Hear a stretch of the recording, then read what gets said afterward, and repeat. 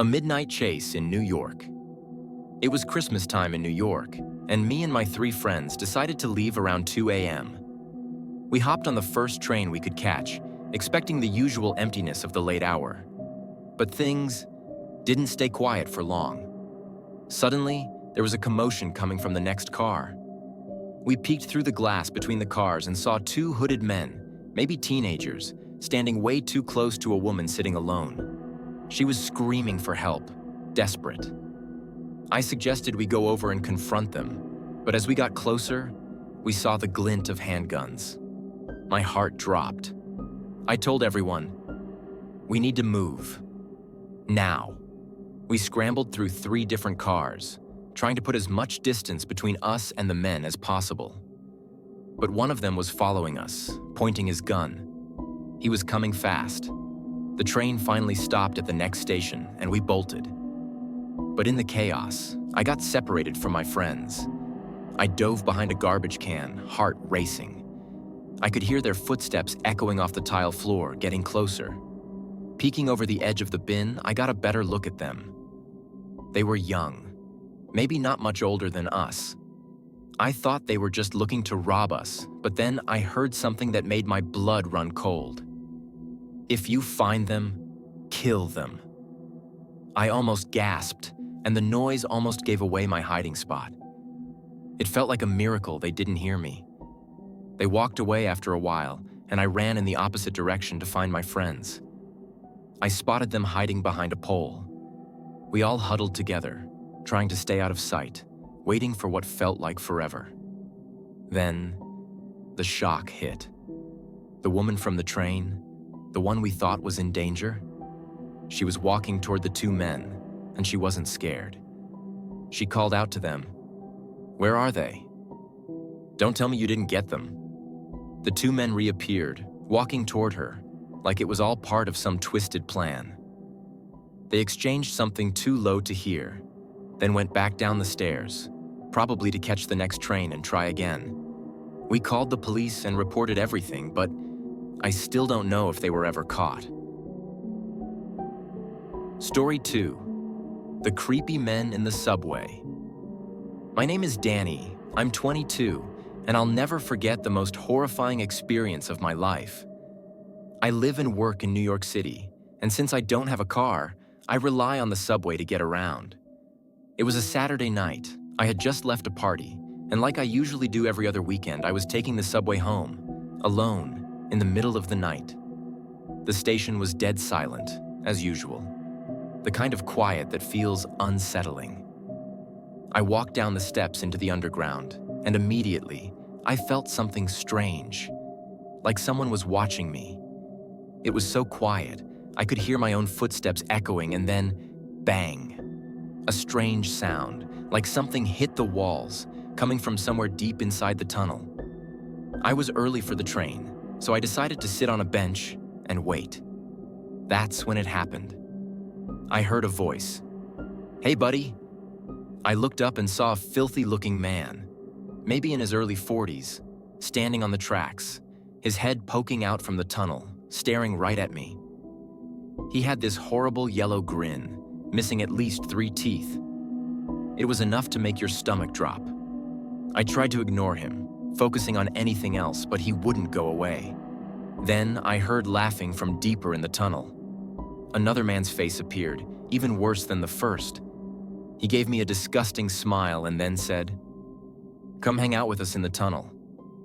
Their eyes, they never blinked, just locked onto me. It felt like they were seeing straight through me. I stayed calm, ignoring them as best I could, hoping the train would come soon. But then something even worse happened. One of the men disappeared into the tunnel, then came back, with another face. This time, it was someone else's face, but it was lifeless, hanging there like the man was holding it up. I couldn't breathe.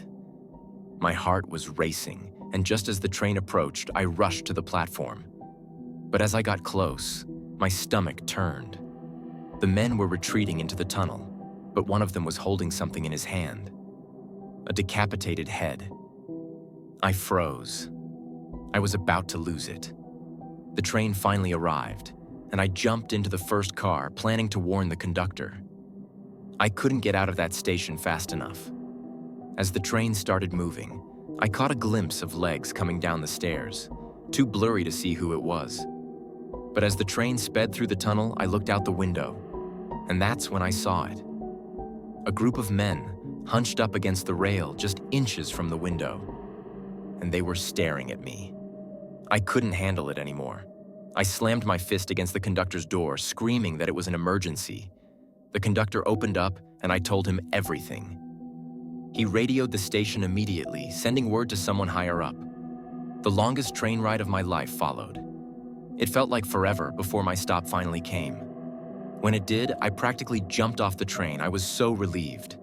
Since then, I've been to another party, but you know what? I skipped that station. It wasn't worth it. Now, I take the extra long walk to the next one. After that night, I'm telling you, be cautious in places like subway stations late at night. You never know what could be lurking in the shadows. Story 3. The man who followed my dad. My dad's been an MTA subway station manager for 35 years, so he's done just about every shift imaginable. And trust me, after so many late-night shifts, he's got his fair share of bizarre stories. But there's one that still haunts him to this day. It was around 3 a.m., and my dad was alone on the train, heading to a different station to work. The train was empty, just the way he liked it. But then, at the next stop, a man boarded. My dad described him as tall, skinny, wearing a heavy jacket and a beanie. He shot my dad a quick glance, then sat down in the furthest corner. At first, my dad thought nothing of it, but then the man kept looking up at him every so often. It made him uncomfortable. When my dad's stop came, he got off, but so did the man. My dad headed to his office, unlocked the door, and as he looked back, he noticed the guy was pacing around, not far behind him, about 50 feet away. So, my dad quickly stepped inside his office, locked the door, and sat at his desk. But 5 minutes later, he heard someone trying to turn the doorknob. Then, the knocking started. Soft, rhythmic knocks. "Who is it?" my dad called out. "I want to talk," came the reply. My dad had a gut feeling. He knew this wasn't just some random person. He had a good idea who it was, the man from the train. The station was dead quiet at this time, so he was sure it was him. "Go away," my dad said firmly. But the knocking didn't stop. It went on for 5 long minutes. My dad was getting more and more anxious. So he checked the security cameras. And there, right in front of his office door, was the man, exactly as he had feared. The same tall, skinny guy in the jacket and beanie.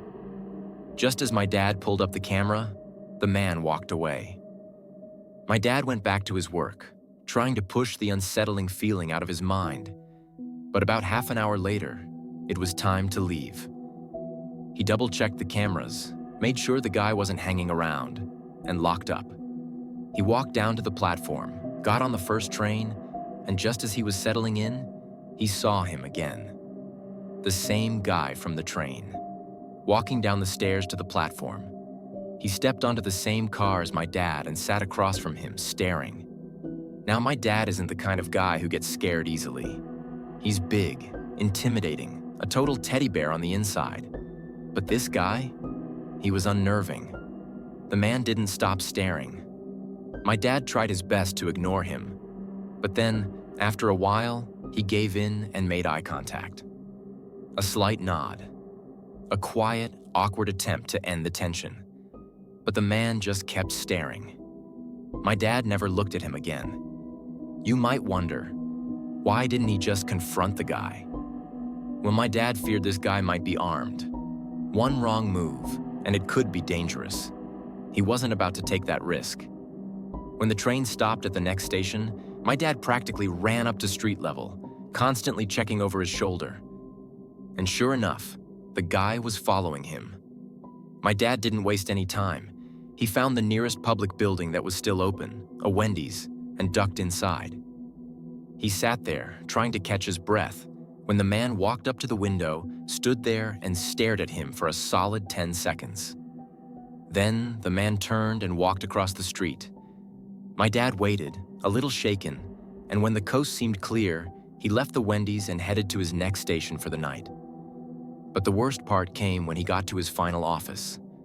Still paranoid, he checked the security cameras, and there, just outside, was the guy. Pacing around, staring directly at the camera, not moving for what felt like an eternity. Finally, the man looked down, turned, and walked away. That was the last time my dad ever saw him. To this day, my dad doesn't know if the guy followed him after he left the Wendy's, but he has a feeling he did. The man was clearly disturbed, possibly homeless, maybe dangerous, and my dad still has no idea what he really wanted. Please, don't forget to like and subscribe. And remember, the darkness is always surrounding us, just waiting for a chance. Thanks for watched. See you next story.